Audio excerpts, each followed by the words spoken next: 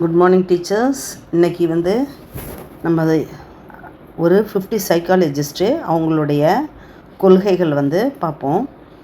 Paper 1 காரங்களும் சரி, paper 2 காரங்களும் சரி, paper 1 எழுதுகிற டீச்சர்ஸும் சரி, பேப்பர் 2 எழுதுகிற டீச்சர்ஸாக இருந்தாலும் இதை ஒன் வேர்டில் நீங்கள் மெமரி பண்ணுறதுக்கு ஈஸியாக இருக்கும்.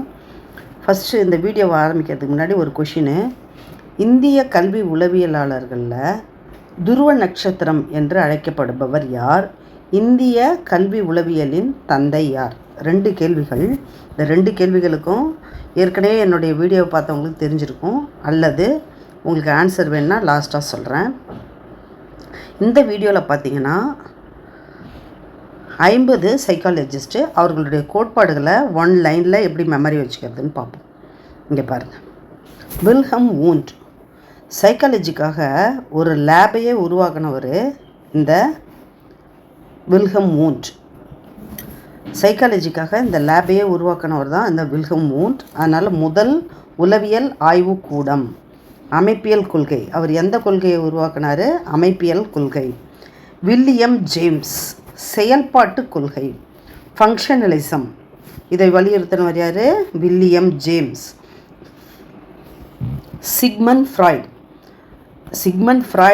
சைக்காலஜியும் இவரும் 2 கலந்தவங்க. சிக்மண்ட் ஃப்ராய்டு, ஜீன் பியாஜேவும். இவங்களை தெரியாதவங்க இருக்கவே முடியாது. உள பகுப்பாய்வு கொள்கை, சைக்கோ அனலிட்டிக் தியரி. சைக்காலஜி தியரியில் சைக்கோ அனலிட்டிக் உள பகுப்பாய்வு கோட்பாடு. சிக்மண்ட் ஃப்ராய்டு உளவியலின் தந்தைன்னு சொல்லுவாங்க. ஜான் பி வாட்சன் நடத்தைவாதம், நடத்தையியலுக்கான கோட்பாடை வலியுறுத்தவர் இந்த ஜேபி வாட்சன். இவர் பார்த்திங்கன்னா 50 மாணவர்களை என்னிடம் ஒப்படையுங்கள், மரபு நிலைக்கு எதிரான வாதத்தை வைக்கக்கூடியவர். 50 மாணவர்களை என்னிடம் ஒப்படைங்க, அவங்களுடைய நடத்தையியல் மாற்றத்தை சூழ்நிலையை சரியாக வச்சு அவங்க நடத்தை மாற்றத்தை நான் மாற்றி காட்டுறேன், அதாவது மரபு நிலையை நாங்கள் மாற்றி காட்டுறேன் அப்படின்னு சேலஞ்ச் பண்ணவர் இந்த நடத்தைவாத கொள்கையை வலியுறுத்தவர் வாட்சன். ஈவன் பாவ்லவ் அப்படின்னு ஞாபகம் வச்சுக்கோங்க. ஆக்க நிலையுறுத்தல் கோட்பாடு. ஒரு டாகை வச்சு இவர் என்ன செஞ்சார்? தன்னுடைய ஆராய்ச்சியை மேற்கொண்டவர். ஆக்க நிலையுறுத்தல் கிளாசிக்கல். அப்புறம் ஆப்பரண்ட் கண்டிஷன்னாக்கா பிஎஃப் ஸ்கின்னர். இவங்க 2 பேரும் மாற்றி ஆக்க நிலையுறுத்தலாக செயல்பட ஆக்க நிலையுறுத்தலான்னு தெரிஞ்சுக்கோங்க, டிஃப்ரென்ஷியேட் பண்ணிக்கோங்க. PF Skinner. எட்வர்டு தாண்டைக் தான் சொல்லியிருக்கேன். முயன்று தவறி கற்றல். தாரோட தாண்டுற மாதிரி ஞாபகம் வச்சுக்கோங்க. தாண்டைக் முயன்று தவறி கற்றல் கோட்பாடு. அது என்னது? சுல்தான் என்ற குரங்கெல்லாம் வச்சு என்ன செஞ்சார்? ஆராய்ச்சி செஞ்சார். இது இல்லாத இவர் காரணி கொள்கைக்கும் இவர் வருவார். இப்போ என்னது? குழு காரணி கொள்கை, ஒரு காரணி, இரட்டை காரணி, குழு காரணி, இதுக்கெல்லாம் இந்த தாண்டைக்கே மறுபடியும் என்ட்ரி கொடுப்பார். ஜீன் பியாஜேவை தெரியாதவங்க இருக்க முடியாது. ஜீன் பியாஜே, சிக்மண்ட் ஃப்ராய்டு, இவங்க 2 பேரும் மறக்கவே முடியாது. சைக்காலஜி படிக்கிற பிள்ளைங்களாக, டீச்சர்ஸ் ஆகட்டும், மற்ற டிபார்ட்மெண்ட்டில் சைக்காலஜி படித்தாலும் இந்த சிக்மண்ட் ஃப்ராய்டையும் ஜீன் பியாஜேவையும் மிஸ் பண்ணாமல் நம்ம படித்தே ஆகணும். இவர் அறிதிறன் வளர்ச்சியை பற்றி, காக்னிட்டிவ் டெவலப்மெண்ட்டை பற்றி சொல்லியிருக்காரு. குழந்தை சைக்காலஜியினுடைய தந்தை ஜீன் பியாரேன்னா அன்பு, அது பியாரி அப்படின்னு சொல்லிட்டு ஹிந்தியில் சொல்லுவாங்க. அப்போ குழந்தை ஞாபகம் வச்சுக்கோங்க. ஜீன் பியாஜே அறிதிறன் வளர்ச்சி நிலைகளை படிநிலைகளாக சொன்னவர். வைகாட்ஸ்கினாலே ஞாபகம் வச்சுக்கோங்க. சமுதாயத்துக்காக அவர் நிறைய குரல் கொடுத்தாரு, அதை ஞாபகம் வச்சுக்கோங்க. சமூக கலாச்சார கற்றல் கோட்பாடு, ஜிபிடி ப்ராக்சிமல், அதாவது ஜோன் ஆஃப் ப்ராக்சிமல் டெவலப்மெண்ட்டு, ஸ்காஃபோல்டிங்கு, இதெல்லாம் கைட் பண்ணுறது, ஒரு கற்றலில் கைட் பண்ணுறதெல்லாம் இந்த வைகாட்ஸ்கி சொல்லியிருக்காரு. எரிக் எரிக்சன் எட்டி பார்த்தாரு, 8 கர்ணம் போட்டார் அப்படின்னு ஞாபகம் வச்சுக்கோங்க. எரிக் எரிக்சன் டபுள் டைம் வருது பாருங்கள், 8. இப்போ லைஃப்பை சைல்ட்ஹுட் லைஃப்பை 4 ஸ்டேஜஸாகவும், ஃப்ரம் சைல்ட்ஹுட் டு டெத்து 8 ஸ்டேஜஸாகவும் பிரித்தவர். உள சமூக வளர்ச்சி நிலைகள் இந்த எரிக் எரிக்சன் சொன்னார். 8 நிலைகளாக. இது தனி வீடியோவே போட்டிருக்கேன் முன்னாடி, அதை பார்த்து தெரிஞ்சுக்கோங்க. ஆப்ரஹாம் மாஸ்லோ, இந்த லாவை ஹிந்தியில் கொடுத்துருக்காங்க. மாஸ்லோ கொண்டு கூட்டி பொருள் இருக்குங்க. ஆப்ரஹாம் மாஸ்லோ தேவைகளை வந்து படிநிலைகளாக கொடுத்தவர். 7 படிநிலைகள்னு சொல்லுவாங்க, 5 படிநிலைன்னு சொல்லுவாங்க. கீழே உள்ளது அடிப்படை படிநிலைகள், இது வந்து சுயமரியாதைக்குரிய படிநிலை. மனித நேய கோட்பாட்டை வலியுறுத்தவர். மனித தேவைகளை வந்து படிநிலைகளாக கொடுத்தவர் மாஸ்லோ. இங்கே பாருங்கள், அடுத்தது காரல் ரோஜர்ஸ்.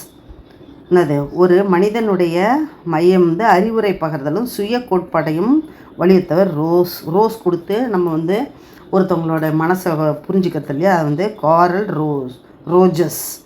அறிவுரை பகிர்தல் சுய கோட்பாடு. ஃபேண்டோரா பாண்டிங் சமூகத்தில் ஒரு பாண்டிங் வருது பாருங்கள்.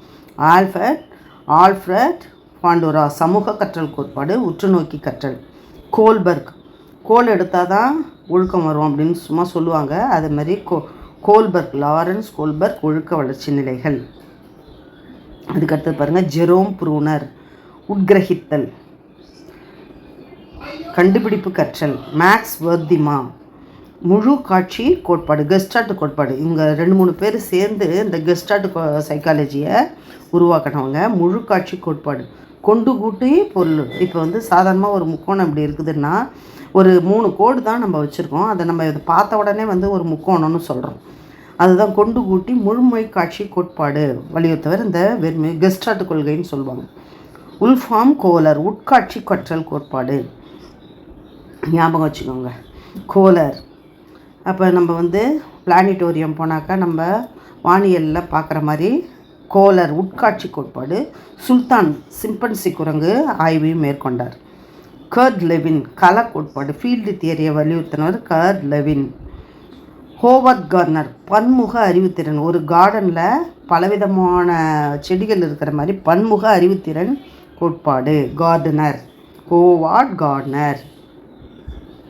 சார்லஸ் ஸ்பியர்மேன், ஒரு வட்டத்துக்கு ஒரு கோலம் இருக்குது, ஒரு ஸ்பியருக்கு 2 அரைக்கோளம் ஹெமிஸ்பியர் இருக்கிற மாதிரி ஸ்பியர்மேன்னா இரட்டை காரணி கொள்கை கோட்பாடு. ஜி காரணி ஜென்ரல், ஸ்பெசிஃபிக் காரணிகள், இதை பற்றி வலியுறுத்துறது சார்லஸ் ஸ்பியர்மேன். தாண்டைக் வந்து பல்காரணி கோட்பாடு. தார்ண்டைக் ஏற்கனவே சொன்ன இல்லையா, தாண்டைக்கு இதுதான் வந்து அதாவது என்னது முயன்று தவறி கற்றலில் சொல்கிறேன் பாரு, அதே மாதிரி அவரே தான் இவர் நுண்ணறிவின் பல்காரணி கோட்பாட்டையும் சொல்லியிருக்காரு. தேர்ஸ்டைன் வந்து இந்த பாருங்கள், பல்காரணி கோட்பாடுனா தாண்டைக், குழுக்காரணினாக்கா தஸ்டன். கில்ஃபோர்ட் நுண்ணறிவு சிதைவு. கில்ஃபோர்ட் முப்பரிமாண கோட்பாடு. கில்ஃபோர்ட் என்னன்னு படிச்சுக்கோங்க. ரேமன் கேட்டல் திரவ மற்றும் படிக நுண்ணறிவு. ஆளுமை வினாநிரல், வந்து கேள்வி கேட்குறாங்க இல்லையா, அதை ஞாபகம் வச்சுக்கோங்க. வினாநிரல், கேட்டல் வினாநிரல் அப்படி ஞாபகம் வச்சுக்கோங்க. ஆல்ஃப்ரட் ஃபீனே முதல் நுண்ணறிவு சோதனை ஒற்றை காரணியும் வலியுறுத்தினர். ஆல்ஃப்ரட் ஃபீனே. வில்லியம் ஸ்டர்ன், வில்லியம்லேயே எத்தனை பேர் வருது பாருங்கள், வில்ஹம் 3, வில்லியம் ஃபஸ்ட்டு இதில் பாருங்கள். வில்லியம் ஜேம்ஸ்னா எதில் வலியுறுத்துறாரு, செயல்பாட்டு கொள்கை ஃபங்க்ஷனலிசம். இவர் பாருங்கள் இங்கே பாருங்கள், வில்லியம் ஸ்டர்ன். ஐக்யூ என்ற வார்த்தையை முதலில் அறிமுகப்படுத்தியார் வில்லியம் ஸ்டர்ன். இங்கே பாருங்கள், இந்த லூயிஸ் டெர்மன் தான் ஐக்யூவை வந்து, அதாவது நுண்ணறிவு, ஐக்யூனாக்கா மன வயது, mental age by chronological age into 100 IQ = அப்படின்னு சொல்லிட்டு இந்த ஃபார்முலாவை கண்டுபிடிச்சவர் இந்த டெர்மன்.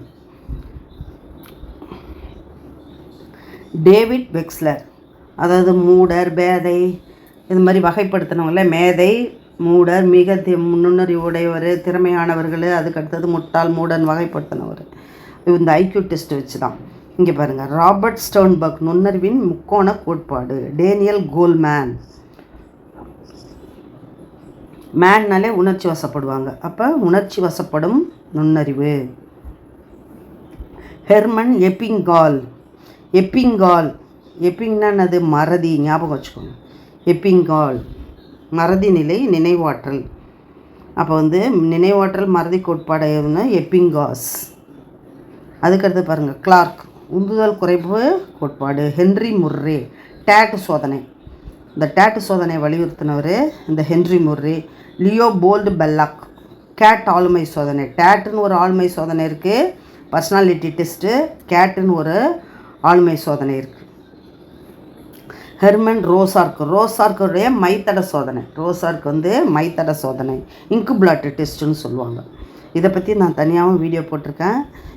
ஜிடபிள்யூ ஆல்ஃபோர்ட் ஆளுமை பண்பு கோட்பாடு, ட்ரைட் தேரி. கார்ல் யூங் அகமுகி, சந்திரமுகி இல்லை, அகமுகி புறமுகி வந்து கார்ல் அகமுகி புறமுகி ஆளுமை வகைப்பாடு பகுப்பாடு. கார்ல் யங், இப்போ வந்து ரஜினி எப்படி யங்காக இருக்கார் சந்திரமுகியில், அதே போல் கார்ல் யங் வந்து அகமுகி புறமுகி அப்படி ஞாபகம் வச்சுக்கோங்க. யுங். அதுக்கடுத்து ஹிப்போக்ரட்டிஸ் மனித உடலின் திரவ அடிப்படையிலான ஆளுமை வகைப்பாடு, 4 ஹியூமர்ஸ். அப்புறம் கிரெச்மர் உடல் அமைப்பின் அடிப்படையிலான ஆளுமை வகைப்பாடு, கிரெச்மர். வில்லியம் ஷெல்டன், ஏற்கனவே வில்ஹம் அந்த மாதிரி வில்லியம்னு வந்தது பாருங்கள், அதெல்லாம் டிஃப்ரென்ஷியேட் பண்ணி படிச்சுக்கோங்க.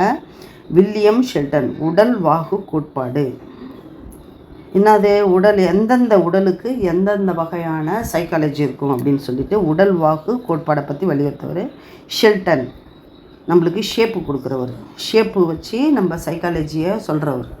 இங்கே பாருங்கள், எட்வர்ட் ஸ்ப்ராங்கர் மதிப்புகளின் அடிப்படையிலான ஆளுமை வகைப்பாடு.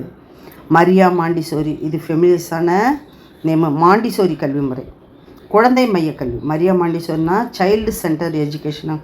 பிரபல் கிண்டர் கார்டன்னா மாண்டிசோரியை ஞாபகம் வச்சுக்குவாங்க, ஆனால் பிரபல் தான் கிண்டர் கார்டன். மரியா மாண்டிசோரி வந்து மாண்டிசோரி கல்வி முறை தான். குழந்தைகளின் தோட்டம் என்று சொன்னால் மாண்டிசோரியை சொல்லிடுவாங்க. அதனால் இதை கன்ஃபியூஸ் இல்லாமல் நல்லா தெளிவாக பச்சிங்க. Frederick Froebel kindergarten, KGs. John Dewey, இவரும் முக்கியமான சிக்மண்ட் ஃப்ராய்டு போல். ஜான் டூயி செயல், டூயின்னு வருது பாருங்கள், டூயினா செயல் வழி கல்வி முறை, அப்படி க்ளூ வச்சுக்கோங்க. ருசோ இயற்கை வழி. இப்போ என்னது ரூசோன்னா ஒரு பழமைவாதி, அதனால் இயற்கை வழி கல்வி முறையை வலியுறுத்தினார். ஃப்ரான்சிஸ் கால்டன் தனி ஆளை கூப்பிட்ற மாதிரி கால்டன், தனி நம்பர் வேறுபாடுகள் பற்றிய என்னது யூஜெனிக்ஸ் தந்தை. எலிசபெத் ஹர்லாக் மனித வளர்ச்சி மற்றும் மேம்பாட்டு நிலைகள். ஸ்டால்னி ஹால் ஒரு ஹால் வந்ததுனாலே என்னது புயல் வந்தது, ஒரு இயற்கை சீற்றம் வந்ததுன்னா ஹாலில் தங்க வைக்கிற மாதிரி ஞாபகம் வச்சுக்கோங்க. புயலும் அழுத்தமும் நிறைந்தது. இந்த வளரிளம் பருவத்தை பற்றி ஆராய்ச்சி பண்ணி அப்போ வந்து மைண்டு எப்படி இருக்குமோ, புயலும் அழுத்தமும் நிறைந்ததுன்னு ஸ்டான்லி ஹால் சொல்லியிருக்கார். ஆசு அர்த்தமுள்ள வாய்மொழி கற்றல் கோட்பாடு. ஞாபகம் வச்சுக்கோங்க. பெஞ்சமின் ப்ளூம், இந்த ப்ளூமுடைய வகைப்பாட்டு கொள்கை ரொம்ப ரொம்ப முக்கியமானது. சைக்காலஜியில் ரொம்ப ரொம்ப முக்கியமான கொள்கைகள். அதில் வந்து ப்ளூம் வகைப்பாடு அடிக்கடி கேட்பாங்க.